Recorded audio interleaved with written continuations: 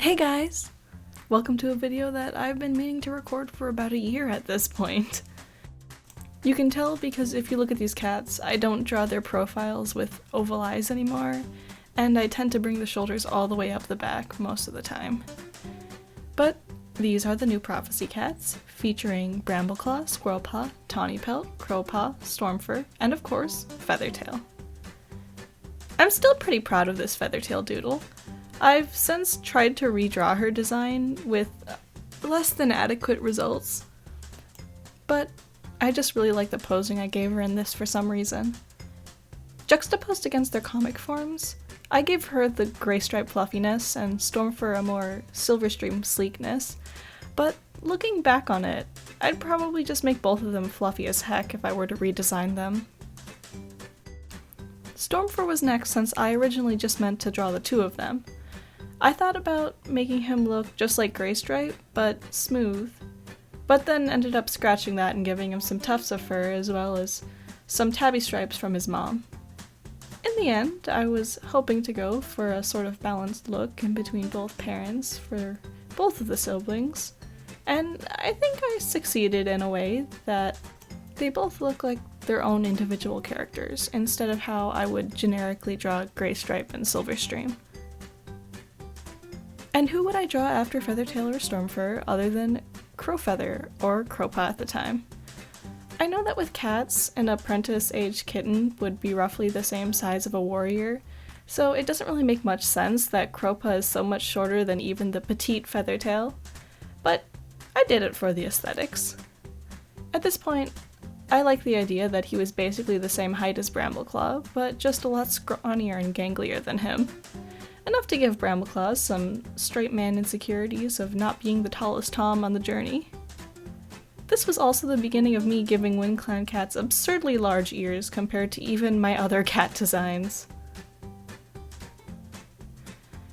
Tawny Pelt was next, mainly because I wanted to experiment with drawing her as a kind of Torby or Calico. This isn't canon, but do I care? As I mentioned when I was ranking her official design in my last tier list episode, no. I just wanted to make her look pretty. And a bit later, I designed Goldenflower and ended up using a lot of Tawny Pelt's colors for her.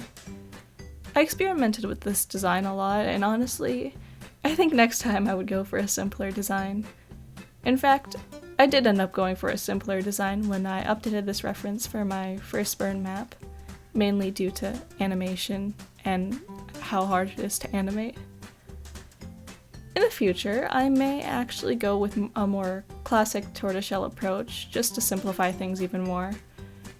It wouldn't match my personal headcanon as much, but I've always been one who tends to stick to the official Warrior Cats descriptions when drawing cats. Brambleclaw comes after his sister because I wasn't as excited to draw him. I'd drawn Tiger Star plenty of times before, so I basically just copied that design and made his features and colors softer. Not much to say here. Someone did point out that his tail is friggin' whack when I posted this on Instagram all those months ago, and I get that. It was kind of an odd choice for me to give him a huge-ass fluffy tail. He doesn't look nearly as intimidating as I wanted him to look, and that feather duster of a tail doesn't exactly help. Either way, I didn't care as much about Brambleclaw or Stormfur's designs as the others in this group, so I didn't pay as much attention to their designs, and I mean, I guess I see it shows. This brings us to the design I was probably the most excited about, Squirrelpaw. Squirrelpaw is what I was trying to go for with Brambleclaw's tail, but hers has more of a purpose. I've always been in love with the idea that she just holds her tail like a squirrel would. I was also trying to give her a ginger color dark enough to come across like a modern day squirrel flight, but light enough that it doesn't just look like she's a red cat.